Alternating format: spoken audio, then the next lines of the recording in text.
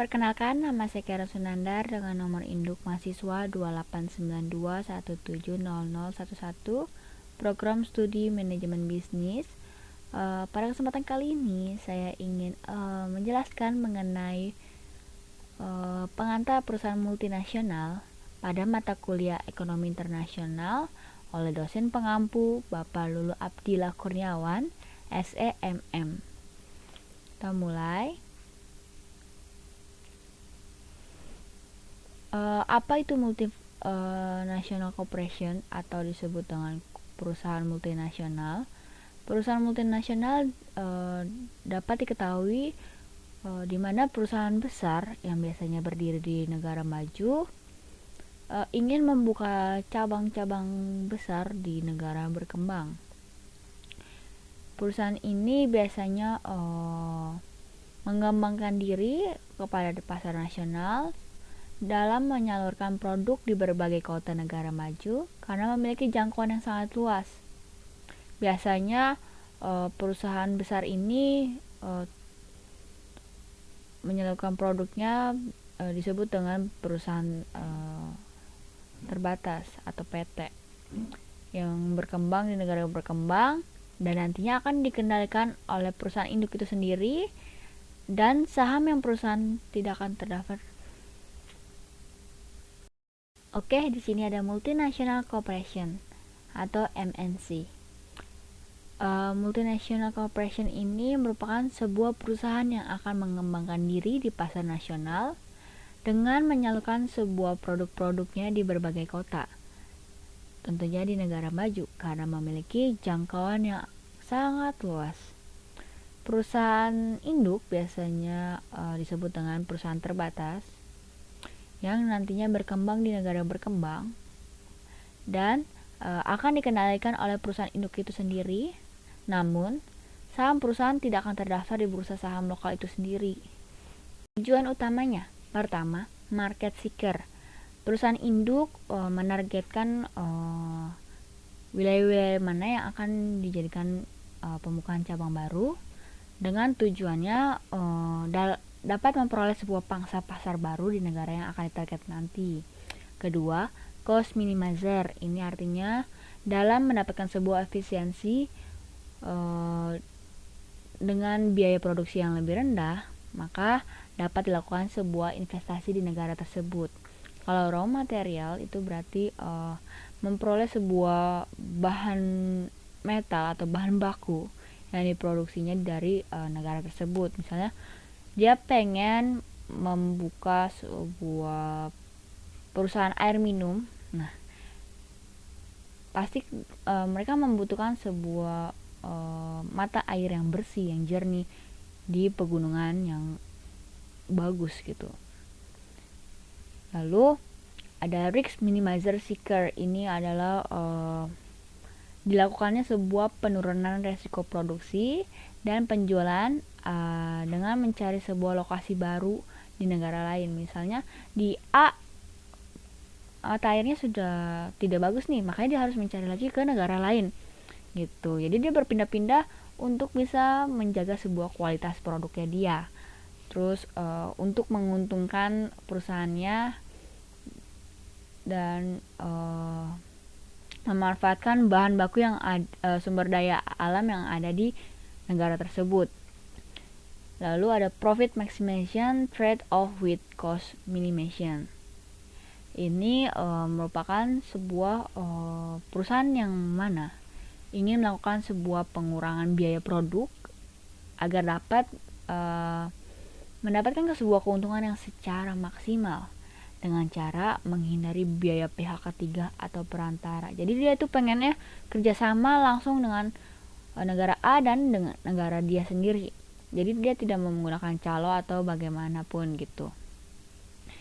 Selanjutnya ada fund seeker. Fund seeker itu adalah untuk mendapatkan sebuah pendanaan yang tinggi dengan memberikan sebuah pinjaman dengan melakukan peminjaman uang dari bank untuk bisa mendapatkan sebuah performa positif dalam penggunaan tersebut sehingga dapat menghasilkan sebuah return yang secara maksimal gitu. Kriteria perusahaan multifungsional ini dibagi menjadi 5. Ini ada menggunakan teknologi canggih. Nah, tentunya dalam membangun sebuah perusahaan cabang terutama, pasti dia memerlukan sebuah mesin-mesin yang canggih untuk bisa melakukan produksinya dengan baik. Namun dengan pengeluaran biaya produksinya juga sedikit. Kedua, memiliki cabang di banyak negara.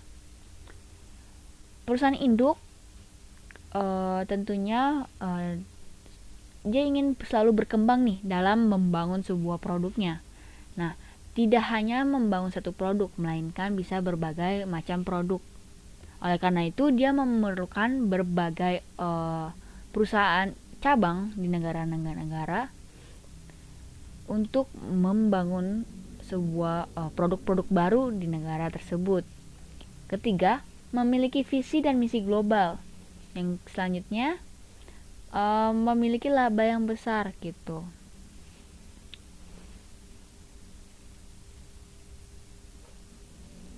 Kelebihan dan kekurangan perusahaan multinasional. Kita masuk ke kelebihannya dulu ya. Kelebihannya apa sih dalam perusahaan multinasional? Pertama, mampu mengurangi sebuah kegiatan falas atau valuta asing. Kedua, disukai banyak investor. Ketiga, ada mendapatkan sebuah produk yang nantinya dibutuhkan masyarakat. Keempat, meningkatkan sebuah pendapatan masyarakat itu sendiri. Biasanya kan pasti perusahaan multinasional juga memerlukan jasa-jasa pada negara tersebut, masyarakat di negara tersebut, sehingga terbukanya lapangan kerja di negara tersebut gitu. Terus kekurangannya apa sih? Kekurangannya itu pertama, level eksekutif diisi karyawan asing gitu.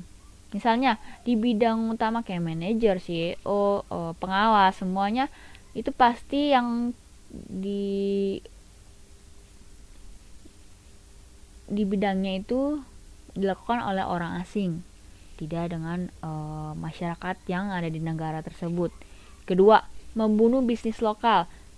Jika produk asing masuk ke negara tersebut, maka daya tarik masyarakat terhadap produk luar lebih tinggi, sehingga membuat produk lokal jarang diminati oleh masyarakat setempat gitu. Maksudnya masyarakat di negara tersebut. Terus kedua, merusak hubungan politik dan ekonomi negara. Nah, ini berdampak juga nih, karena kan tadinya bisnis lokal kan jadi terbunuh nih misalnya nih. Terus hubungan politiknya kayak gimana sih? Pastinya kan dua budaya dimasukkan menjadi satu, itu kan pasti kan ada persimpangan atau bagaimana. Terus mengenai kesepakatan yang dari awal mungkin tadinya baik-baik saja, namun jadi miscommunication, jadinya berdampak pada politiknya sendiri dan ekonomi negara tersebut. Karena kan tadi kan bisnis lokal kan jika dia semakin naik, maka kan negara tersebut juga pendapatannya juga naik. Nah, tapi kalau misalnya perusahaan luar masuk ke negara tersebut, maka berdampak pada ekonomi yang pada negara tersebut, menurunnya pendapatan gitu. Faktor perusahaan multinasional apa saja?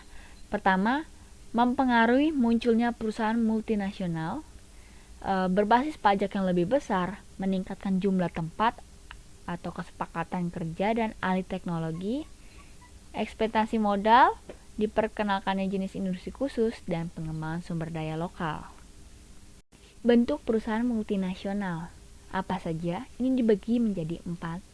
Yang pertama, MOE, Multinational Internationally Owned Enterprise, itu dimana perusahaan induk yang satu memiliki cabang usaha di negara lain. Lalu yang kedua, MCA, Multinational or Financial Control Enterprise, dimana perusahaan utama mengkontrol keuangan dan kegiatan usaha pada cabang itu sendiri. Yang ketiga, MPA, Multinational Producing Enterprise, itu mengkontrol seluruh fasilitas perusahaan cabang dan memproduksi perusahaan itu sendiri. Lalu ada Multinational Trade Enterprise atau MTA, itu lebih berfokus pada bidang perdagangan gitu.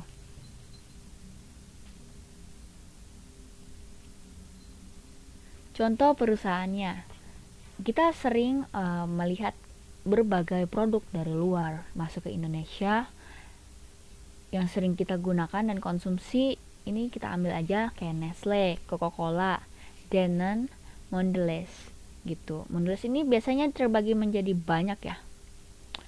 Ada Oreo, terus ada Hershey, terus ada Ritz biskuit gitu dan lain-lain. Nah, contoh perusahaan lain juga sebenarnya ada, kayak McD, terus ada Allianz, terus ada KFC dan lain-lain, kan itu juga masuk dari induknya dari negara luar masuk ke Indonesia. Nah,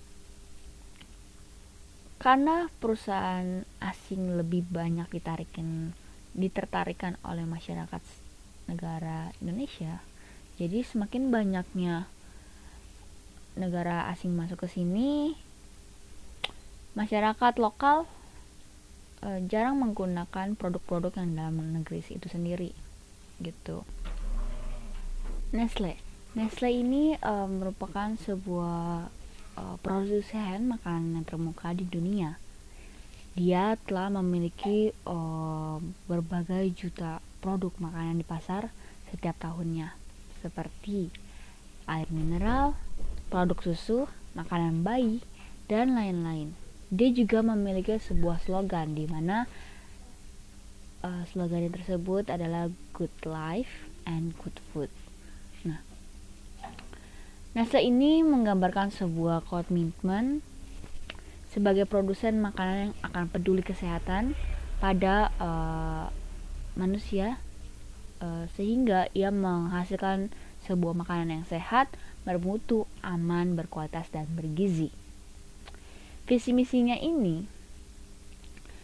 adalah perusahaan produksi makanan terbesar di dunia, memusatkan pada meningkatkan gizi, kesehatan, dan wellness gitu. Nah, kebijakan kualitas itu apa sih? Pertama, produk dan jasa tidak pernah mengabaikan faktor keamanan pangan. Jadi dia sebelum dikirim produk-produknya pasti kan tentu dia harus ada uji coba terlebih dahulu, uji sampel gitu kan. Nah, yang kedua, selalu mematuhi sebuah peraturan yang berlaku. Jadi dia harus sesuai dengan SOP nih, terus dengan tahap-tahapannya. Jadi jangan sampai ada yang terlewat tahapannya gitu. Yang ketiga, adanya zero waste atau zero defect.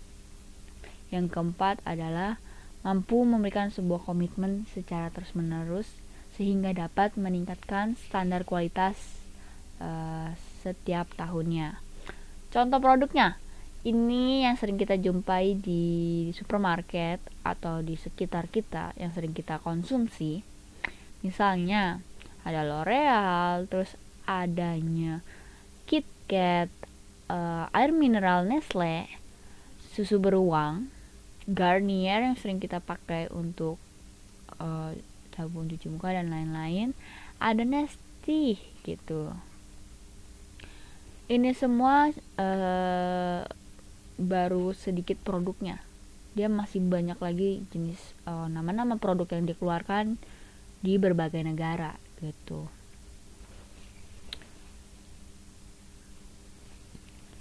Market analisisnya, laporan keuangan Nestle mencatat total penjualan grup perusahaan mencapai CHF atau Swiss francs sebesar 84,34 juta atau sekitar 1.232 miliar pada tahun 2020. Penjualan produk yang paling besar berasal dari minuman bubuk dan cairan dengan nilai mencapai CHF sebesar 22,25 juta gitu. Jadi ini lebih kepada makanan dan minuman instan. apalagi pada konsumsinya bayi ya. Kayak dia kan ada bubur bayi, terus ada susunya juga, ada popok. Nah itu kan lebih banyak digunakan masyarakat. Jadi kebutuhan masyarakat seimbang gitu dengan jumlah produksinya. Oke, sekian dari penjelasan saya, dan mohon maaf jika ada kata-kata yang kurang berkenan, dan terima kasih.